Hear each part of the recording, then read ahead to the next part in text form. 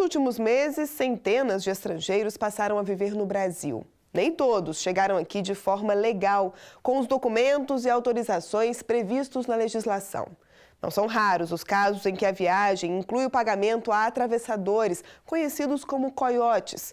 Marcelo Magalhães esteve em Uruguaiana, cidade no extremo sul do país, que tem sido uma das portas de entrada para imigrantes clandestinos.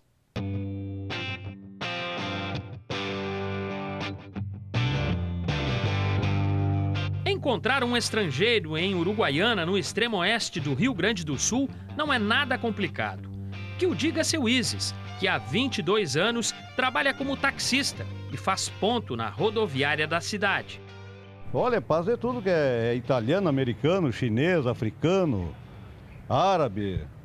Passa pela... Sabe que a rodoviária é um fluxo de bastante trânsito, né? De passageiros que embarcam e desembarcam.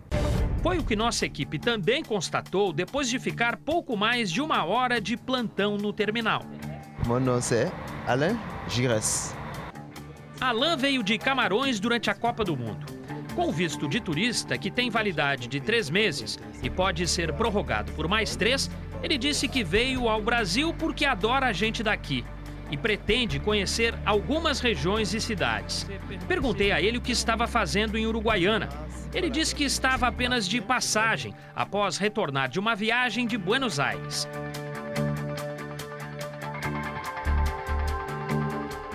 Mas nem toda a entrada de estrangeiro no país acontece dessa forma, pela via legal. Muitas pessoas tentam ingressar no Brasil com documentos falsos. É o que a Polícia Federal tem constatado em operações cada vez mais recorrentes. Uma das ações mostrou que, normalmente, a irregularidade começa na Argentina. A Operação Coiote demonstrou isso, que os estrangeiros, eles passavam por lado argentino e apareciam novamente no lado brasileiro e aqui acabavam sendo presos em razão de não terem a documentação necessária para o ingresso no país. Nesse caso, as investigações terminaram com 7 pessoas denunciadas e condenadas pela Justiça Federal. São 5 brasileiros e 2 argentinos, que agiam como coiotes. As investigações da Polícia Federal foram fundamentais para a condenação dos integrantes da quadrilha. O trabalho incluiu escutas telefônicas que duraram cerca de 1 ano e ajudaram a polícia a entender como funcionava o esquema. Os estrangeiros eram recebidos aqui na estação rodoviária de Uruguaiana. Em seguida, os grupos eram levados para casas de parentes e até dos próprios coiotes. Nesse caso, houve flagrantes, houve um acompanhamento com monitoramento telefônico durante um largo período e as provas indicavam perfeitamente que o grupo mantinha contatos e o que era tratado. Porque uma das dificuldades para condenações nesse tipo de delito é caracterizar o delito.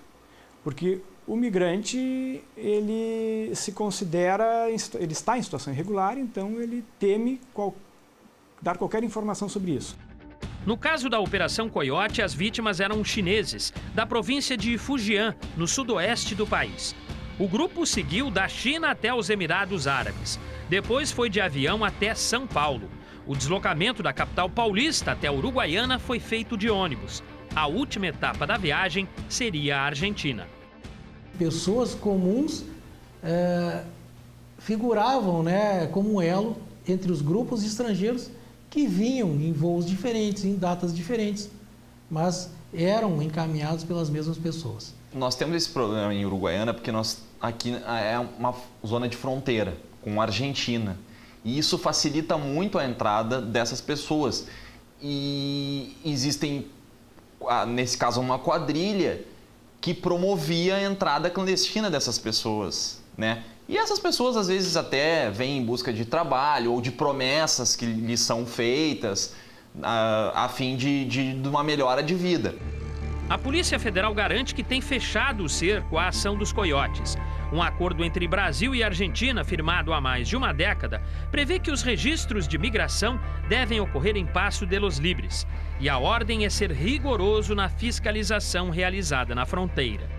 O controle do lado brasileiro faz com que o policial, atuando como policial, possa conferir, verificar se aquele estrangeiro está com toda a documentação que o habilita a ingressar no Brasil. Além da entrada ilegal de estrangeiros, a região da fronteira com a Argentina, aqui no Rio Grande do Sul, tem sido usada para a prática de um outro tipo de crime, o tráfico internacional de pessoas.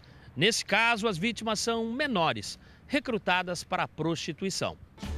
Segundo esse juiz, a realidade mostra que vítimas e criminosos têm histórias de vida bem parecidas.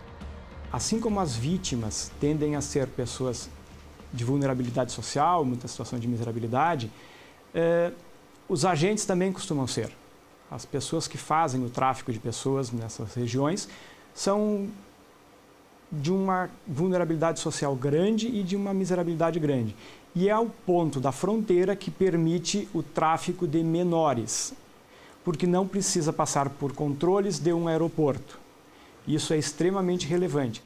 A pena para quem ocultar ou viabilizar a entrada ilegal de estrangeiros no Brasil pode chegar a mais de 3 anos de prisão. As pessoas realmente tendem a não acreditar que isso aconteça. E é um delito que, de um modo geral, ocorre sem qualquer violência no seu início. É por adesão da vítima. Então, o que é necessário, mais do que o combate ao delito, é a conscientização das pessoas, a informação. Isso existe e funciona assim. Não caia no conto.